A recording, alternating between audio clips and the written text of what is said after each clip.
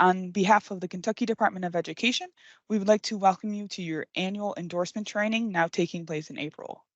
For the past 10 years or more, the training occurred in March. However, we hope that this slight adjustment reinvigorates and re-energizes your approach to school-based decision-making. We have evolved over time from an in-person only endorsement training option to a hybrid approach, allowing coordinators and trainers to pick and choose the approach that best suited their learning needs, and since the pandemic have been fully remote. As in previous years, your SBDM team has designed this training with you, each district's SBDM coordinator and trainers in mind. Upon the conclusion of today's webinar, you'll be asked to complete a training verification form, verifying your attendance and participation. After you complete the final verification form, you will receive an email with your ELA certificate soon thereafter. Please stay with us until the end of the training to ensure you receive the hyperlink associated with the endorsement. My name is Mia Morales, and I am the statewide SBDM consultant. Good afternoon. My name is Ruth Swanson, and I will be co-presenting and supporting Mia during today's webinar. Before we review today's objectives and agenda items, we would like to just remind you of several norms here in this virtual environment. First of all, we ask that you engage through things like note-taking or listening intently and asking follow-up questions. We've also built in opportunities for you to actively engage with us using that ClassPoint app tool that Mia has been referencing and that Natasha has put additional information in the chat for. And then near the end of the training, you will be placed in breakout rooms to hear from your colleagues in similar roles throughout the state and to share your feedback on a new module that's going to be offered by KDE this summer. So as Natasha mentioned earlier, we will be toggling back and forth between Microsoft Teams and that ClassPoint.app website. So the primary mode of communication is through Microsoft Teams. So please just make sure that you always find your way back here after each of those ClassPoint.app activities that we do. Your note-taking, listening intently, and actively engaging will really prime you to support council members that you serve. So you are here not only to learn for yourself, but to share what you learn. As the liaison to the councils in your district or the first point of contact as a trainer, the expectation is really that you share the information that council members should be mindful of and give them the attention and support needed to support each and make them successful in their role. So essentially, information flows from the KDE through you to those on councils. And while we are primarily communicating one way, we will give you the opportunity to ask any clarifying questions that you may have at the end of each of our agenda items. So we'll generally use the raise hand feature to host those questions. Good afternoon. My name is Natasha Stein, and I will be co-presenting with Mia and Ruth this afternoon. Likewise, during today's session, we ask that you make some decisions as well. We ask that you decide which practices and information that you learned today will be used to strengthen partnerships that you have with council members. And we also ask that you decide how you will show up differently so that councils will be empowered with their new knowledge.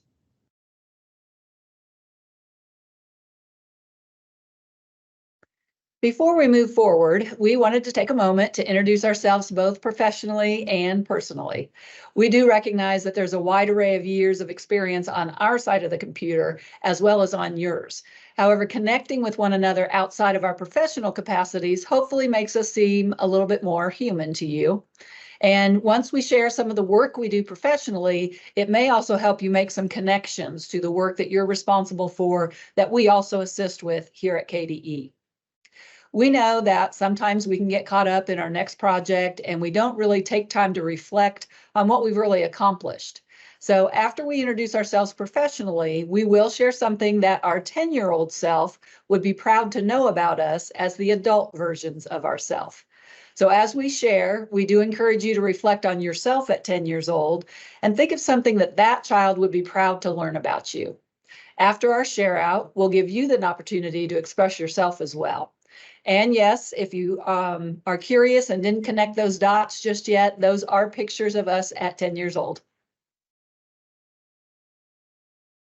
So my name is Mia, and I am the SBDM program consultant in District 180, and I coordinate monthly newsletters and webinars, create technical assistant resources. I review and improve staffing allocations, I deliver statewide training to SBDM council members, and we all partner with outside organizations on alternative training modules. I think my 10-year-old, I would like to think that my 10-year-old self would be proud, that we went on to receive our PhD, but I know my 10-year-old self, and I would be much more proud of the fact that we ended up getting pet ducks. And again, I'm Ruth, and I'm program manager for District 180, which is the school improvement branch at KDE. And so I oversee the work done to support several programs, including SBDM, comprehensive school and district planning, evidence-based practices, school improvement funds, and then targeted and comprehensive support and improvement schools. And I think my 10-year-old self would be very happy to know that music became a very large part of my school and life growing up, and still continues to be an a very important element of my life today. In fact, I still sing in a choir. And also that I passed my love of music on to my children, who had wonderful experiences and opportunities because of their involvement with it. And again, I'm Natasha. I'm an assistant director in the Division of School and Program Improvement. I oversee the District 180 branch, as well as the Community Engagement and Support branch at KDE and the staff in those branches. I think that my 10-year-old self would be surprised to learn that, one, I'm no longer afraid of turtles. That's a great accomplishment there. And that I didn't become a poet or journalist that I had hoped to at the time. However, I think she would be proud and pleased to know that I feel fulfilled and content either way. So we are now going to give you the opportunity to think back to your 10-year-old self and reflect on what they would be proud to know about you. Maybe it's that you finally were able to recover from that perm your aunt gave you in the kitchen one sunshiny Saturday morning in the 1980s, cue Natasha's hair, or that despite your life circumstances, were able to get your PhD and make your parents proud. Maybe you're even thinking of a teacher that would be so proud of your voracious reader, or the voracious reader that you've become. And so we're going to be using the ClassPoint app to solicit your feedback and garner your participation throughout the training today. And just to kind of get you used to the app, we wanted to pose an initial question to you. For one, to learn more about you, and two, to ensure that the functionality of the app is actually functioning. So if you haven't yet, you're going to want to go to www.classpoint.app in any browser, and that can be on your phone or on your computer. And you're going to put in the code 71291. And that should get you to this question. What is something your 10-year-old self would be proud to know about you? So we'll take 2 or 3 minutes here, give you some time to reflect and think about it, and then put your response in that ClassPoint app.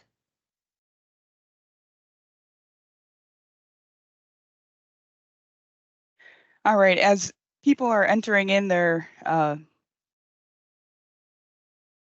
thought about what their 10-year-old self would be proud of, I just want to read through some of the ones. Someone still uses dancing as a way to find joy. I see lots of people who have completed doctorate degrees, and they believe that their 10-year-old self would be really proud of them, that they are a leader, that they grew taller than their dad, and then also had a son that grew taller than them. Having awesome kids, I've seen lots of those, that they work hard every day, and that you really did grow up to run a school. People's love of animals, horses, ducks, cows. I'm very partial to ducks. I still really love ducks. That someone continued their love of fishing and passed it on to their kids.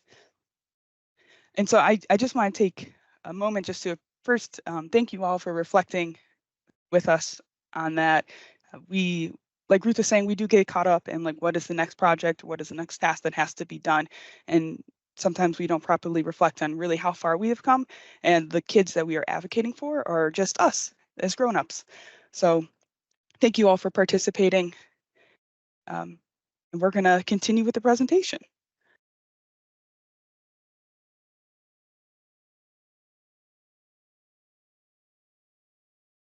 So our goals are listed on the screen, and these are our anchor goals from previous years and aligned to the intent of the endorsement training.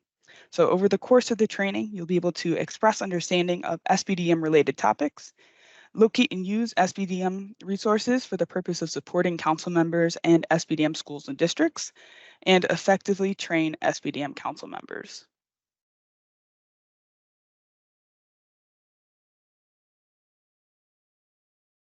To achieve those objectives, we will review the following content during today's webinar. So we're going to begin the way that we always do, and that's with the endorsement purpose. So we'll talk about the why we're here, why we're engaging in this training today.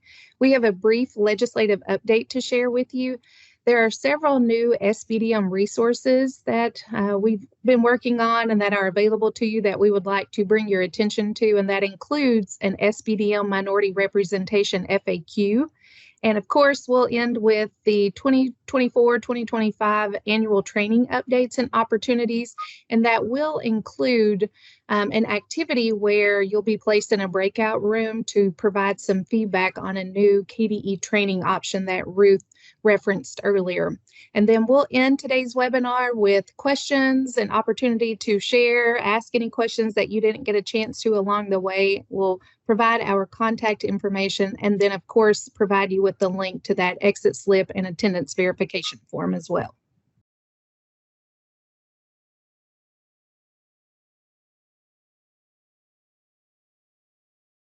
So why does the KDE host annual endorsement trainings? So as the SBDM statute KRS 16345-6 requires trainings of SBDM council members to be conducted by endorsed trainers.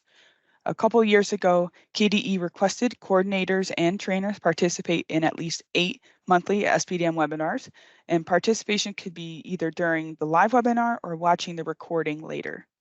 Over the past year, we averaged 87 participants every month, and we look forward to your continued investment in SBDM around the state.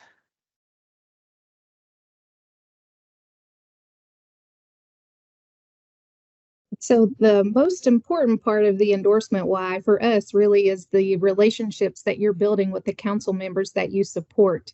And each month, Mia, Ruth, and myself, we join forces and we review the feedback on the SBDM evaluation forms that council members are required to complete at the end of their annual training. And we use that resulting input to first improve our trainings and resources and technical assistance.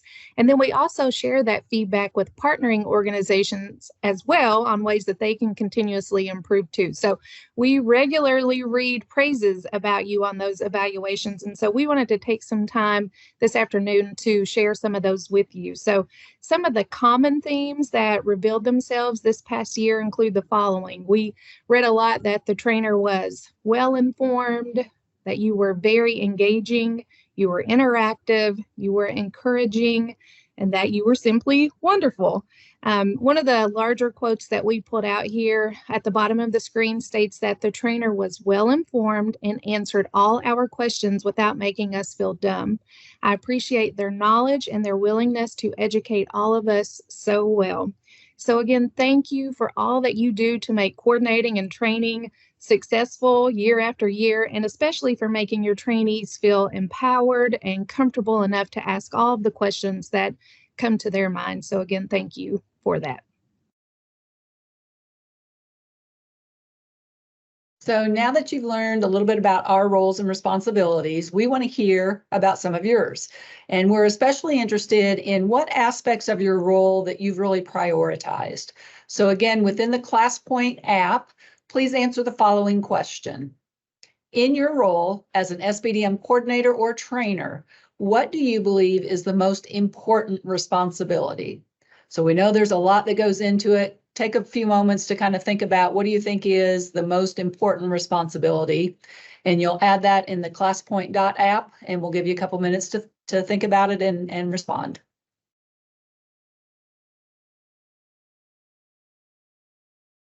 So while you all are still entering in what your most important responsibility is, I'm just going to read through some of the themes. There's a lot of just providing support to your district, like to your principals and to other council members. There's training, training of council members, supporting the schools with SBDM practices and procedures, ensuring that there's regular communication between principals in regards to important topics that may be relevant to their schools, keeping your councils on a timeline and answering questions that may arise, ensuring that everyone understands policies. I also see quite a few of making sure that councils are focused on student achievement and keeping that at the forefront of all of their activity and decisions. Bringing forth the most current information, building knowledge, just being available for them. So thank you all for sharing this information. Knowing how you guys perceive your most important responsibility will enable us to help support you all better. So thank you for taking the time to share your thoughts.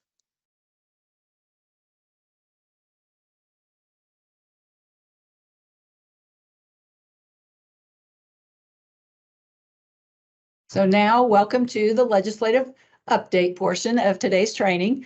The legislature, of course, meets every year, but the length of the session depends on the year. So during even years like 2024, they can meet for no more than 60 legislative days and cannot extend beyond April 15th.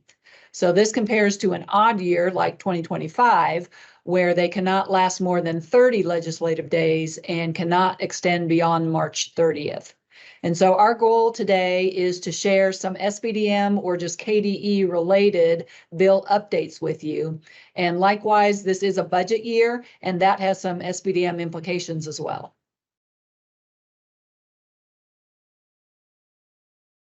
So we had two bills that became law through the governor's signature and one bill that became law without the governor's signature. And those bills are House Bill or HB 22, HB 535, and HB 825. So HB 22 will require the KDE to edit the AED policy that we recently released. Last year, the legislature required schools to adopt an AED policy, and earlier this year, we put out a sample policy. However, it is going to need further edits to align with this legislative change. We will communicate with you via the newsletter and email once this model policy is made available. HB 535 creates a new path for students to receive their civic education requirements. Students may now take a half-credit civics literacy course in lieu of a civics test. And this is a local Board of Education decision. So high school SBDMs, through their policy or other decision-making areas, may have to ensure a civics education course is provided for their students. And this would begin with the 9th grade class of 25-26 school year. And HB 825 allows the Office of Auditor of Public Accounts to conduct a full fiscal controls and operational performance audit of KDE. Although it does not impact local SBDMs, we wanted to bring your attention to the bill if it was not already on your radar. This bill specifically calls attention to several programs supported by our office, including consolidated monitoring and community education. And as you have likely heard, Dr. Robbie Fletcher was confirmed as Kentucky's next Commissioner of Education, and we are so excited to welcome him to his new role beginning in July. And then, as Ruth shared, this is a budget year, and SEEK amounts do have an impact on Section 6 allocations to SBDM councils, amongst other things. We intend to release this information via newsletter, including those specific SEEK dollar amounts, but we wanted to remind you that this year's budget bill included the clause that Section 6 allocation should not be less than $100 per student in average daily attendance. There were several bills that had SBDM implications. However, they did not advance in a timely manner or receive any action besides having been introduced. We wanted to bring some of these to your attention very quickly because they often get reintroduced during the next legislative session. Before I walk through these, let me remind you that these did not advance. So we had House Bill 225, which would have changed the goals of education, and The education goals guide the decision-making authorities of SBDMs, and this bill would have expanded to emphasize creative and critical thinking and cultural literacy. HB 301 would have required SBDMs to adopt a lunch policy that assigns students to a lunch period of at least 30 minutes. HB 650 would have impacted the course electives that councils could have offered. So SBDMs of grades 7 through 12 would have been able to offer an elective social studies or language art course on Hebrew scripture, Old Testament of the Bible or New Testament of the Bible. Senate Bill or SB 37 would have impacted open records. It would have required that all local school district employees be required to have open records training, and official custodians of records would have been required to have an open record training every 2 years. SB 168, this did a lot of things. So it removed requirement for minority representation. It removed the need to increase administrators proportionally with the rest of council if there was a double council. It increased the number of parent representatives from 2 to 3. It outlined how parent elections were to be hosted and required appointment for parent vacancies. And finally, there was SB 360, which was an advanced placement policy. Oh, So sorry, the Mrs. Hurley, may I help you?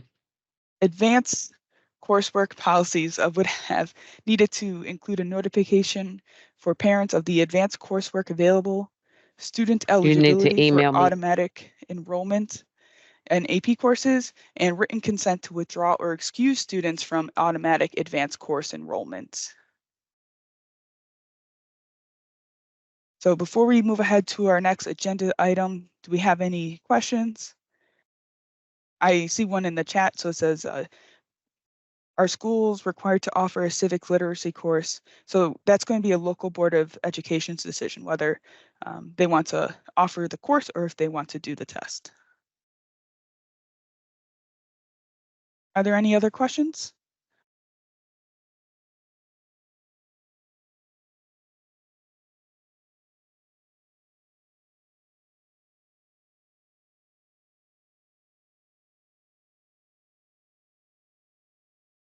Thank you, Mia. So we wanted to take some time now to show you some of the new resources that are available currently for use by you and the council members that you serve.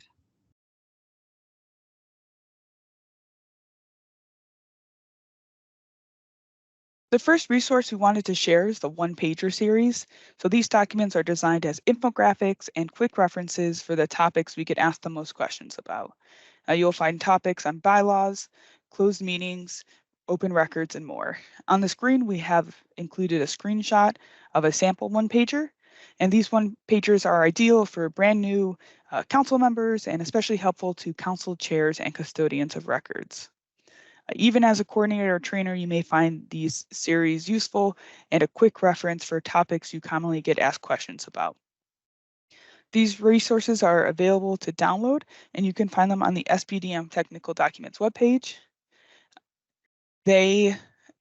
Natasha has inputted the link into the chat, so if you want to look at it, it'll be available for you there.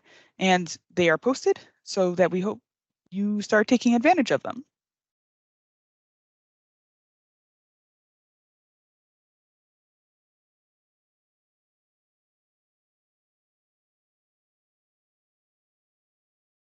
I'm navigating multiple screens over here. So one of the other tools that we released is a cheat sheet to everything related to minority elections and school-based decision-making councils. And today we are going to preview some of those questions that we get, but also to share the link to the resource that's available to you as well. We recognize that this topic was brought forth last year. However, this resource was influenced by and really developed as a result of your suggestions and feedback. So we're excited to release this for the 24-25 school year. Within the guide, you will find the ever popular minority election flowchart. There's also scenarios that may mimic your experience locally, and then some of the nuances that you need to remember during this election process and other frequently asked questions. This resource is posted on the KDE's SBDM technical page, so feel free to share with your principals, superintendent, and really anyone else who might find it helpful, including yourself if you're in the unique role as the first point of contact on SBDM related issues and topics. And Natasha is posting a link in the chat box to get directly to that.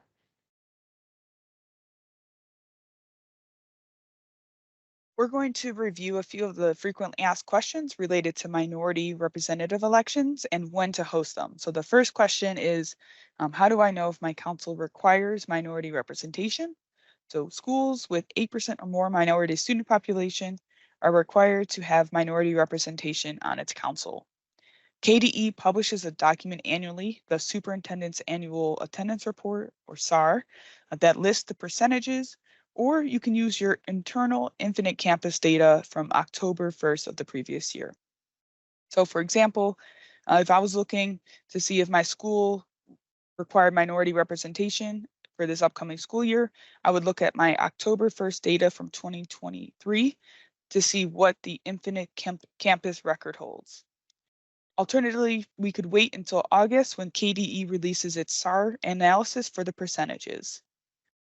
The time-saving and more efficient approach, however, would be to look internally at your Infinite Campus data. So let's say your school does have 8% minority student population, and that means that your school does require minority representation.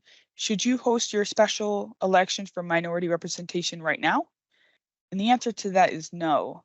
So the principal must wait until after the general election before hosting a special election for minority representation. It may be that a minority parent or teacher is elected during the general election. And if that is the case, then no special election is required. Because of that, always host your general elections first, and only if no minority parent or teacher is elected and the principal is not a minority, do you host the special elections. What questions do you all have for us?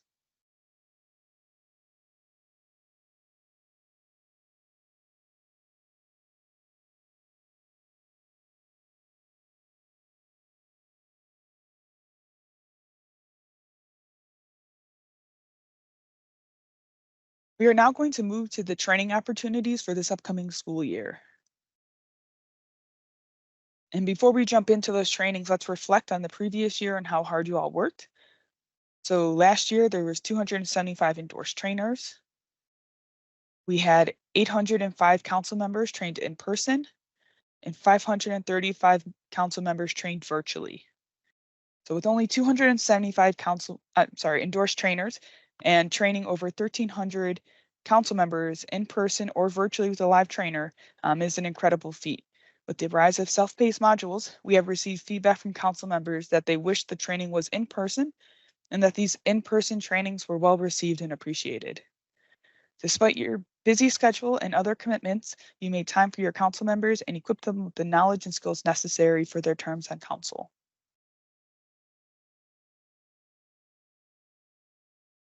So what do the in-person and live virtual numbers look like for each of KDE's trainings? So last year we had 715 council members who engaged in SBDM 101. Again, that was either in person or it was live, but in a virtual setting. We had 77 engaged in equitable decision-making, 25 with Rise to Proficiency, and then 182 with roles and responsibilities of school councils. So those values, in addition to the trainings conducted by our organizational partners, that sums to the over 1,300 council members that were trained with a live instructor leading them. Again, that was either in person or through a virtual setting like we are today.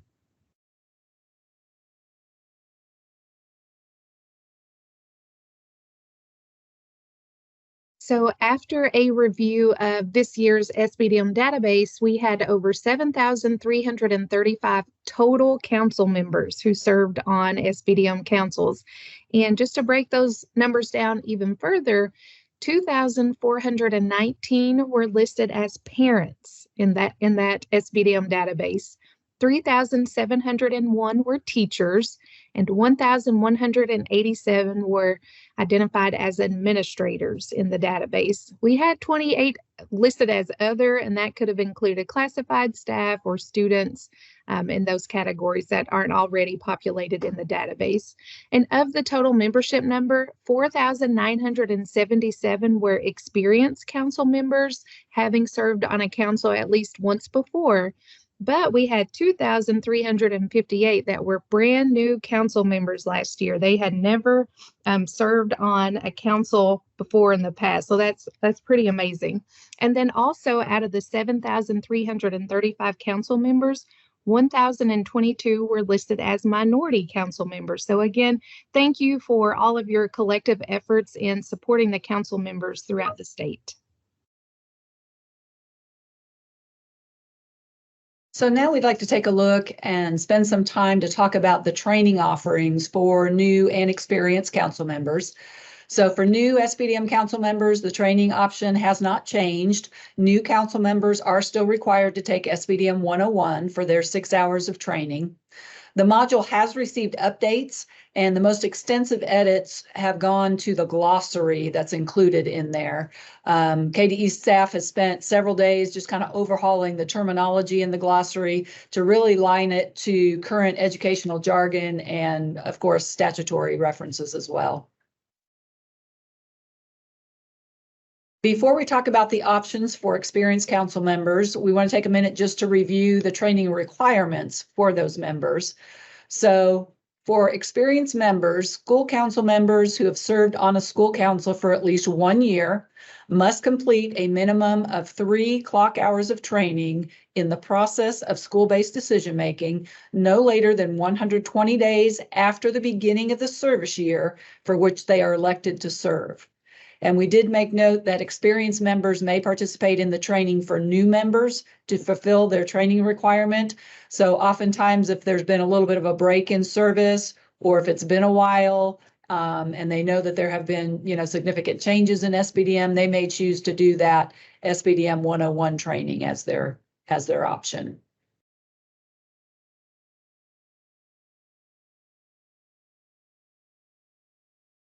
So the 3 training options from last year will still be available this year, and these are the trainings that you, endorsed trainers, can use to train council members in your districts or that are supported by your organizations.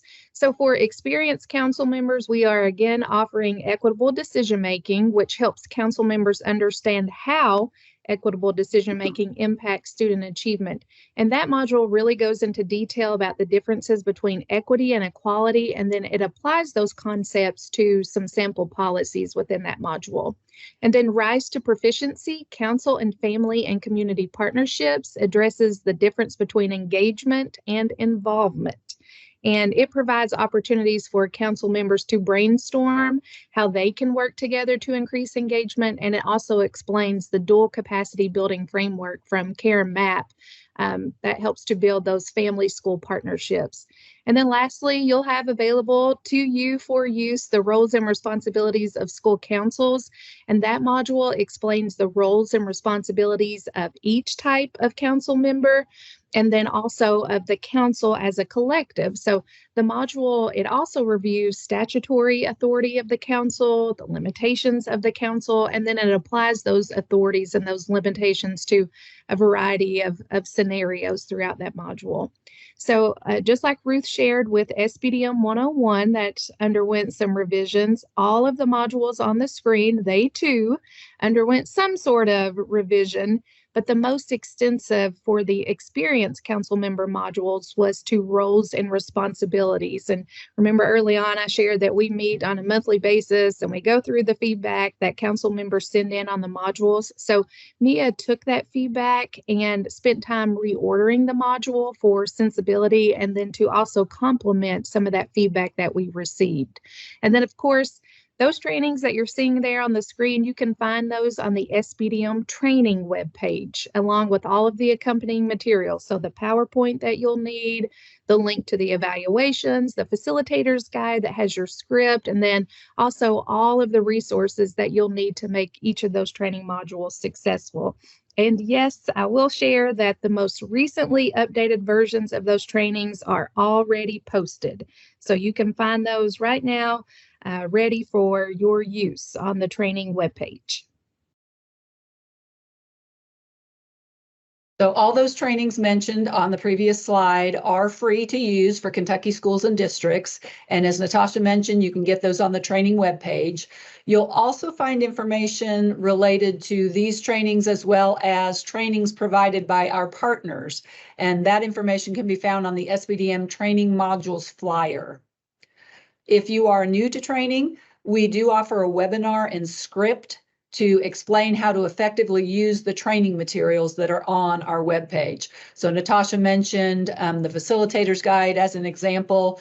And so we feel like they're very intuitive materials, but if you do have any questions, feel free to contact Mia about those. And if you need additional support, we really do recommend viewing the tutorial webinar to kind of help you get accustomed to all those different materials and how to use them together as you present the trainings.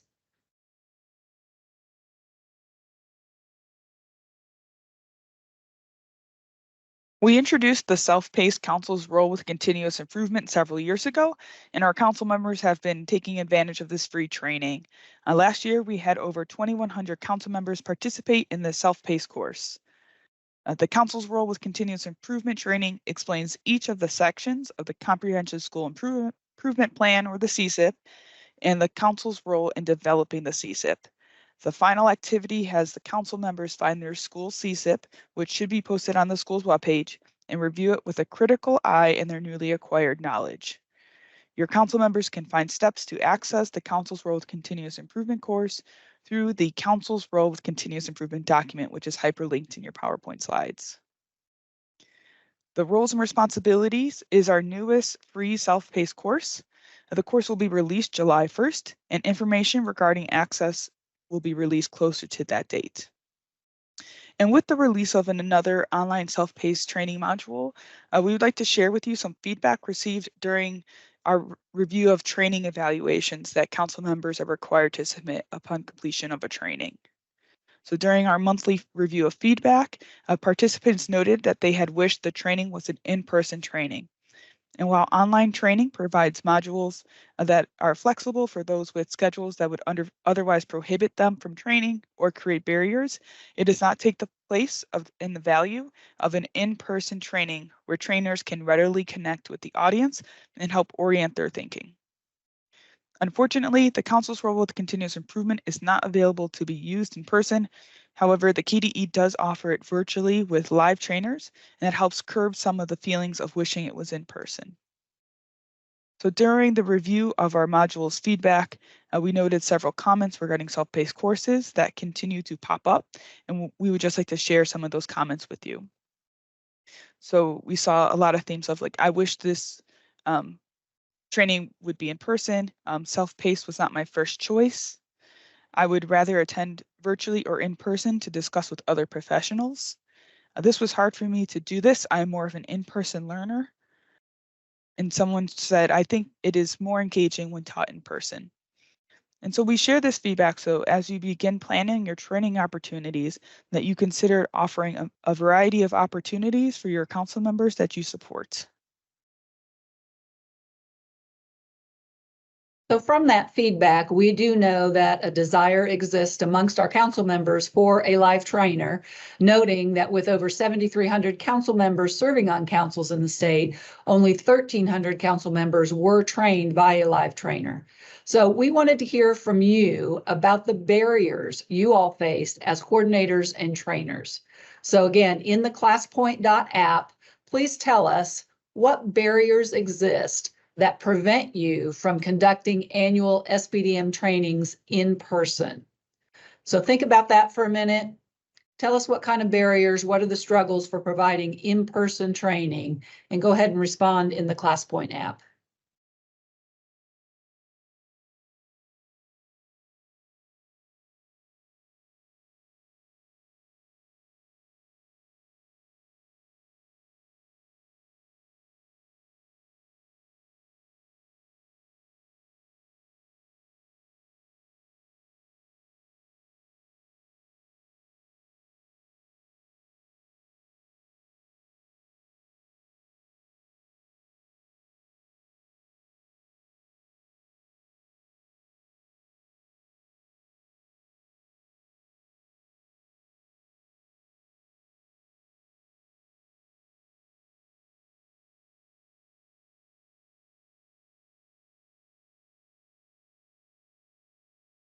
So as you all are entering your responses, the big theme that I'm looking at is really schedules, right? So there's a variety of different schedules for parents, for teachers, especially over the summer. People talk about vacation schedules, and so that seems to be a pretty large theme in your all's responses.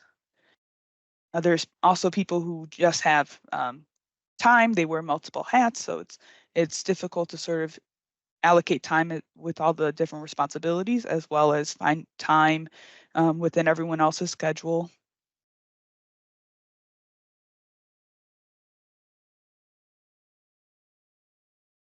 And yeah, as you all are continuing to submit, I'm just seeing scheduling as really the big barrier. So I appreciate you all taking the time to answer that. If we know what you all are facing on the ground, it's something that we can try to help alleviate. So thank you for sharing this information with us.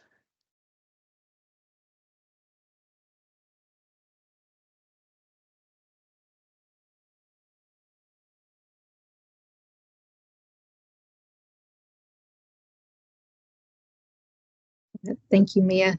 Again, we are excited to share that KDE will be hosting a live virtual training again in June this year. This is actually our fourth summer offering this training, and we always appreciate the engagement and attendance that we receive with this training opportunity. So it will be a free virtual training. So myself, Mia, and Ruth, we will lead this training live through Microsoft Teams Town Hall.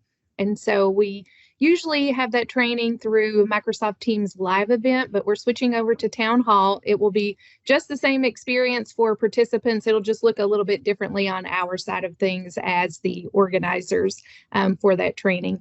This training will be for experienced council members. It will be conducted over the course of 2 days in 1.5-hour mini sessions.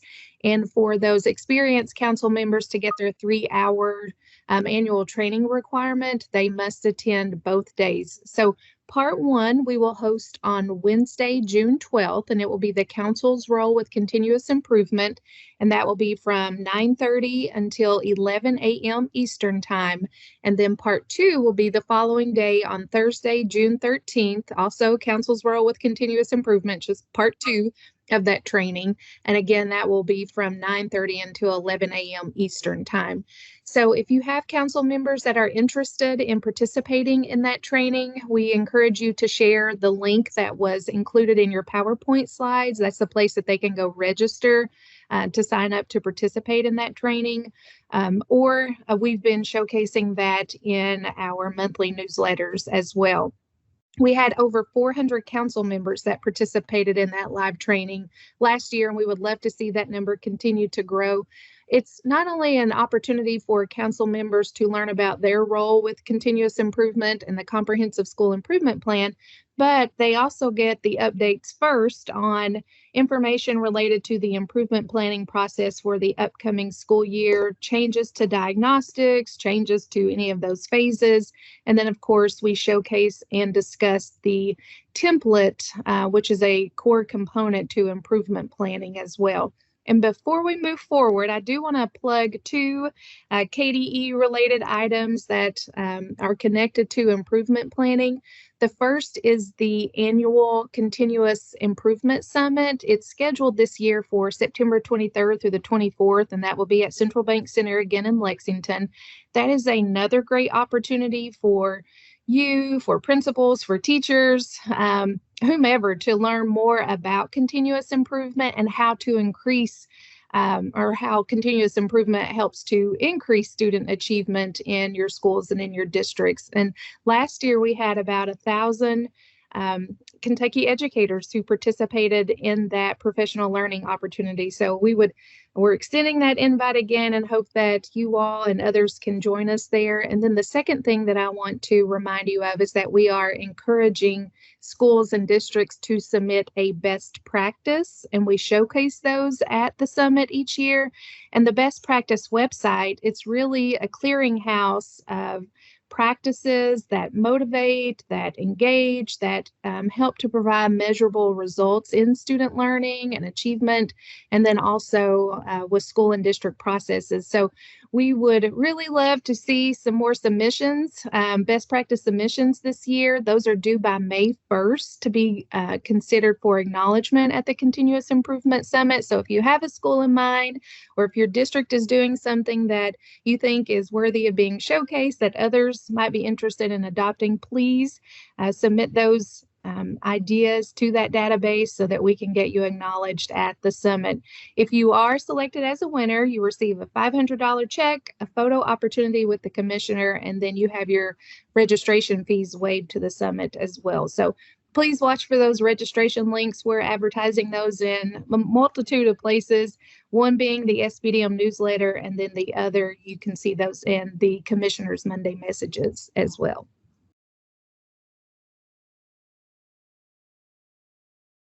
And now, as we've kind of been hinting at, we are pleased to announce that KDE is rolling out a new training offering for this year.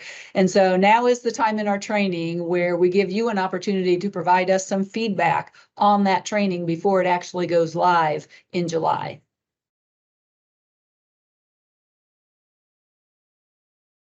In the email for this webinar, you should have received a draft version of Decisions with Data. We will place you in breakout rooms to discuss the training module, and you will have 10 minutes to review the materials and discuss the training modules amongst yourselves. And while you are in your breakout rooms, we are going to ask you share your thoughts with one another regarding the draft version of the training module. The questions on the screen can be used to guide your discussion. So what aspects of the training worked well? What areas of this training needs improvement, and specific suggestions for improvement would be wonderful. Is the training and its materials inclusive to all backgrounds? If no, what specifically is not inclusive, and any suggestions to make it inclusive would be greatly appreciated. So please note that once you return from the breakout room, we will give you time to submit your feedback through ClassPoint. But for the 10 minutes, we ask that you first talk with your statewide peers about the draft training.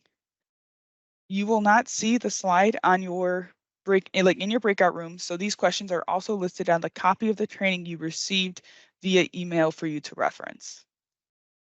Once you are placed in a breakout room, it will remove you from the, if you click leave, it will remove you from the meeting. So please do not click leave. Once the 10 minutes have elapsed, I will move you back into this meeting room. While in your breakout rooms with your peers, please note that KDE staff will not be present. We ask that you speak openly and allow the conversation to occur organically. You are all leaders in your own right, and we ask that you initiate conversations with one another. Perhaps even start with some introductions, such as your name and the district or organizations that you represent. I'm going to place you in breakout rooms.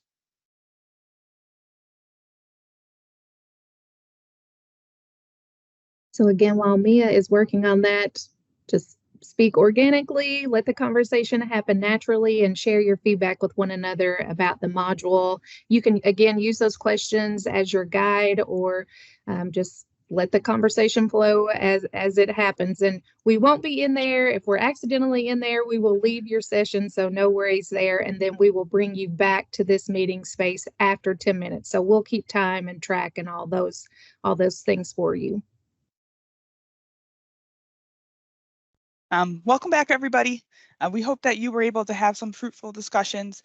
Please take some time now to first share your thought in the ClassPoint app, and also please verify that your mics are muted to prevent any sort of disturbances. So I'm going to open up the ClassPoint app. You're welcome to share your thoughts through there. You're also welcome to share your thoughts through email as well.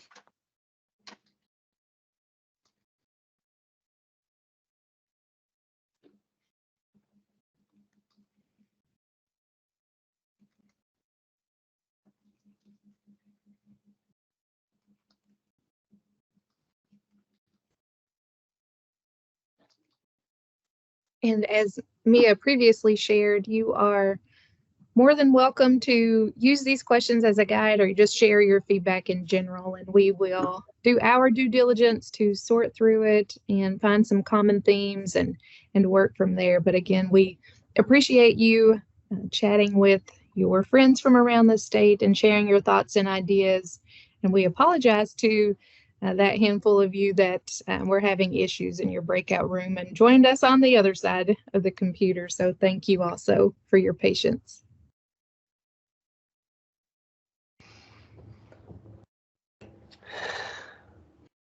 All right, friends. I'm leaving this run a little bit long just because you guys are giving me a lot of detailed feedback. So I still I want to keep this open just for a little bit, just for people who are in the middle of typing a response. I'm going to close it at the 4-minute mark. If you are unable to have your response to me by then, please share your feedback with me via email. I wanted to incorporate it. I was a former math teacher. I wanted to incorporate math into this somehow. So that was the purpose of this. So I appreciate any and all feedback to make it useful on your all's end. Again, we truly do thank you for your feedback. We look forward to reading your insights before we actually release this. We look forward to, utilizing some of your feedback to make the training even better. And we know that, like Mia said, you've had an opportunity to chat in small groups. You've had an opportunity to put some feedback in that ClassPoint app. But we did want to just pause here real quick in case anybody would like to open their mic and share anything. You can use the raise hand or just open your mic if there's anything that you'd like to share with the whole group about the training.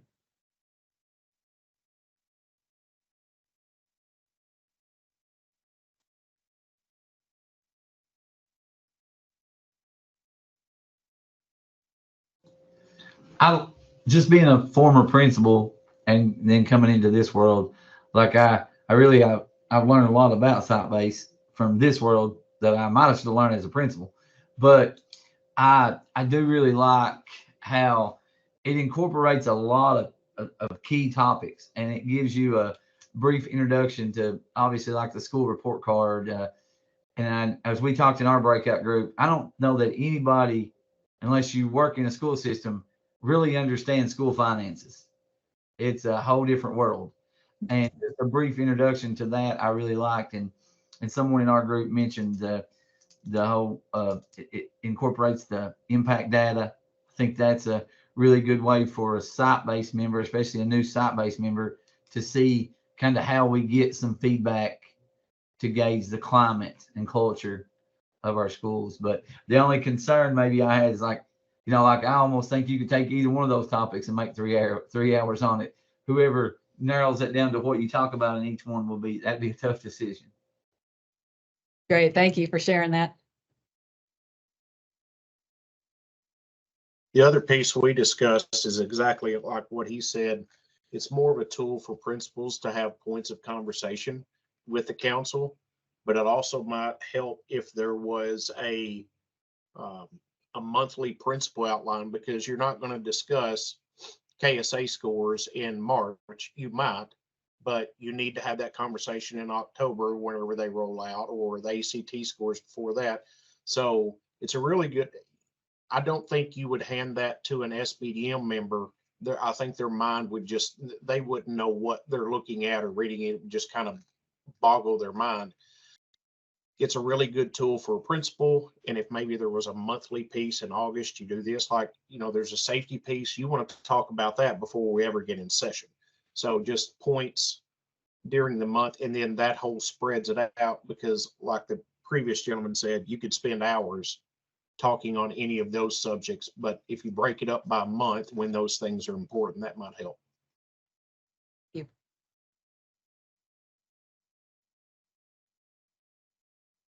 Also, anytime you speak on data, I think it's important to acknowledge that data quality is highly dependent on question and/or method quality. I think it's important maybe in the document just to acknowledge the objective nature of looking at data. I know there's a qualitative and a quantitative aspect to it, of course. But I think it's really, really important on the onset that folks that don't live in our world on a day-to-day basis understand that the validity and the reliability of the data that we're looking at really hinges on the measures by which we use. So when we're looking at data, we have to be trusting of the source that the data came from. And I think that's really important on the onset of having those conversations around data. I've given a lot of trainings on data. I've used data daily in my job. So I think it's important that council members understand that too. Mm-hmm. Thanks for sharing.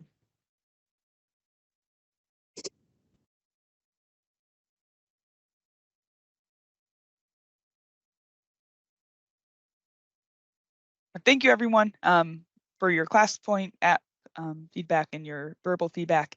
I look forward to digging into it and hoping to make it better than what you all received today.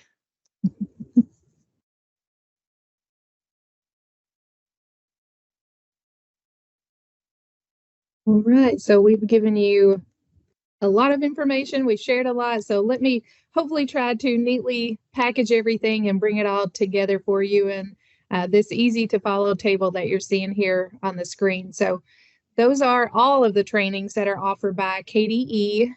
It also includes the intended audience, whether it's a new or experienced council member, and then of course the mode of delivery, whether it's in person, a virtual, or self-paced option.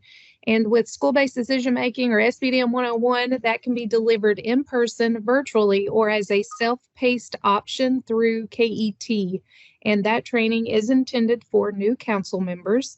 We also have the council's role with continuous improvement. That training is only offered as either a self-paced course by KDE and it's intended for experienced members, or we offer it as that one-time virtual option in June as well that I shared with you earlier. And then decisions with data, the module you just looked at, equitable decision-making and rise to proficiency, those can be conducted virtually or in person, and they are intended for experienced council members. And then finally, roles and responsibilities can be conducted in person, virtually, or through that self-paced option that will open up July 1st. And that training is intended for experienced council members only.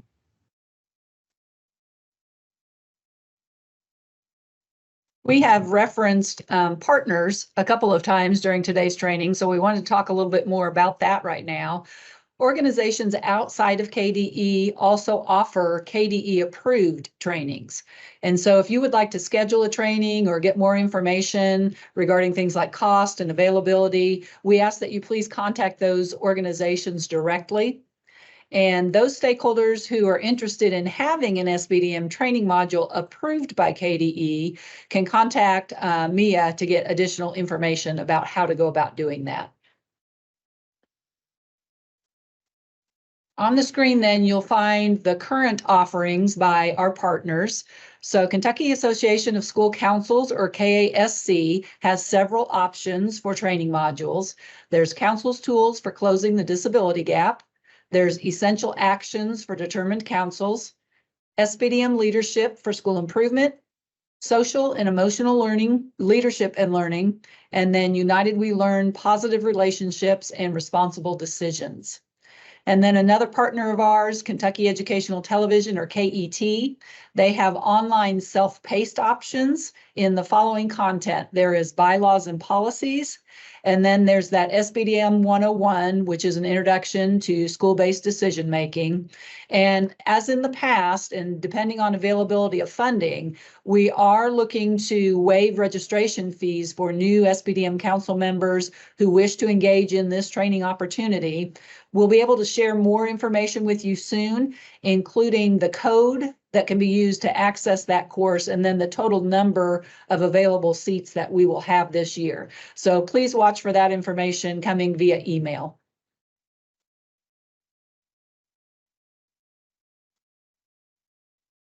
Before you all are formally dismissed, let me share several next steps with you. So relay all information about training opportunities to your district or organization's council members. The KDE encourages the sharing of the training module flyer to determine council members' training interests. Make sure you are receiving the monthly SBDM newsletters, which are sent on the first Tuesday of every month, and also plan on participating in the monthly webinars, which occur on the second Tuesday of every month at 10 a.m. Eastern Time. And just a reminder that participation could be attending live at 10 a.m. or watching the recording that I send out afterwards. The next thing you'll have to do is complete the training verification form. You will receive an email with your ELO certificate soon thereafter. And then after all the endorsement trainings have taken place, I will email you the ELO certificates for all the training. So we ask that you kindly protect the integrity of the ELO certificates and only issue those to the council members that have successfully participated and engaged in the required training.